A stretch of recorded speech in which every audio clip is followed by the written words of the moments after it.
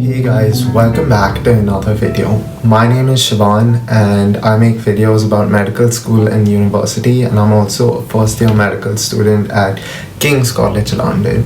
So as you would have already seen in this video from the beginning, this video is about university accommodation, and you would have seen a bit of my room and I would have showed you around. Now I'm going to talk to you about how you should choose your university accommodation and what factors there are to consider, how you can make sure you're living in the best place during your university years.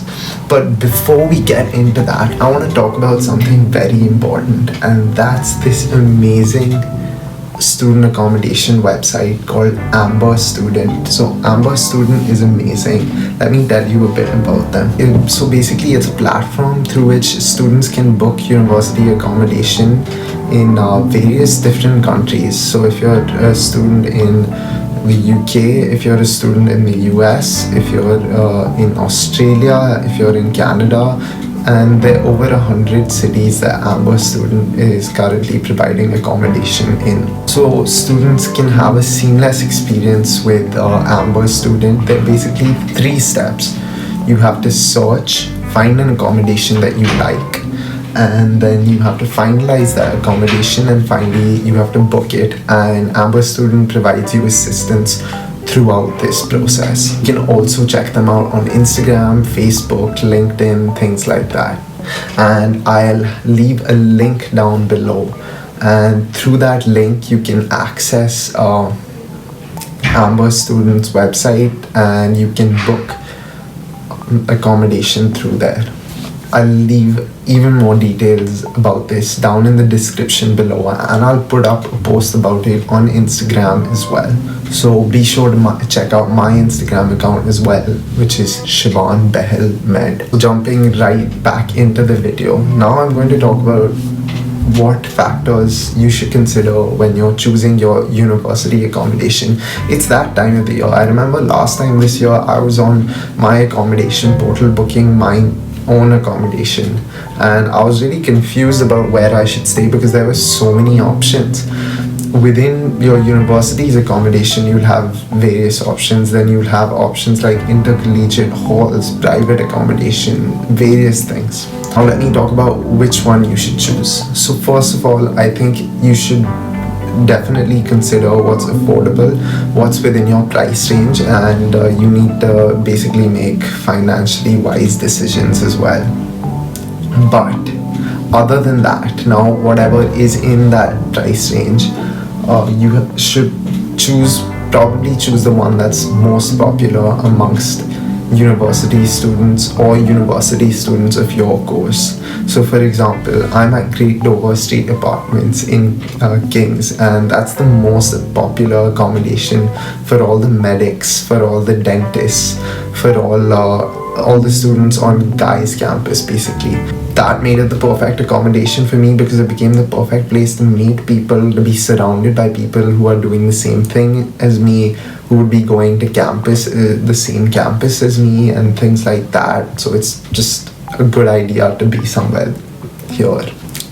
Also, you want to look at distance of your accommodation from campus and from other activities. So basically, I chose my accommodation because it was the closest one to my campus. It's just a 10-minute walk away. Ideally, you don't want to spend that much time and money commuting from campus to your accommodation and from your accommodation to campus. I didn't go that much this year, but I know that's something that you have to do almost on a daily basis, and if you have to spend money on it, that can really pile up. So you should definitely weigh the benefits of distance versus price. Probably the most obvious thing to consider is the quality of the accommodation. How nice is the room? How big is the room? What the facilities are like in the accommodation. But I won't give this too much importance, as most accommodations in university are pretty livable. There may be some that you really don't want to stay in, but at the end of the day, you can make anything work in this way. Like my accommodation, it has a wet room, and that was quite intimidating to most people at first, to have like a very tiny bathroom. But at the end of the day, you survive with these things, and they're definitely less important than choosing to be around your friends or your fellow, like, you know, students in university. You also might want to look at food arrangements in your accommodation. Is your accommodation catered or self-catered? Which one do you want? So my accommodation is self-catered, and I like to cook myself because I'm really picky about what I eat, and I try to control it as well. So I would prefer self-catered accommodation. But there's some accommodations I know that are only catered. They don't have kitchens in them, and that really limits your ability to cook and ability to prepare things yourself. And I don't know if that's something you would want, but if it is, if you prefer it to be catered, if you prefer ready-made food, then go for catered accommodation. If not, go for self-catered accommodation. Yeah, basically I'd say that student accommodation in a university student accommodation is probably the most affordable, probably the most popular choice, and yeah, it's probably the place where you meet most students from your course and from your university. Then you have private accommodation and the slightly the student accommodations that are not associated with any particular university, and like Urban Nest and stuff like that in London. And I think those are the slightly pricier ones, but they're really nice. They can be really they can have really good facilities, and the quality of the room and stuff will be very nice.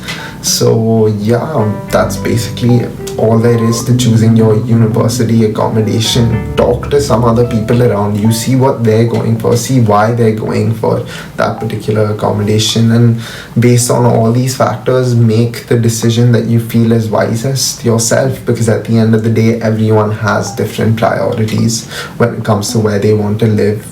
Some people might not give as much importance to socializing, some people might care more about how nice their room is, and that's pretty much it. So I hope that was helpful. I hope you enjoyed the video, and if you did, do drop a like down below, and definitely hit that subscribe button to see more videos. And yeah, I'll see you in the next video.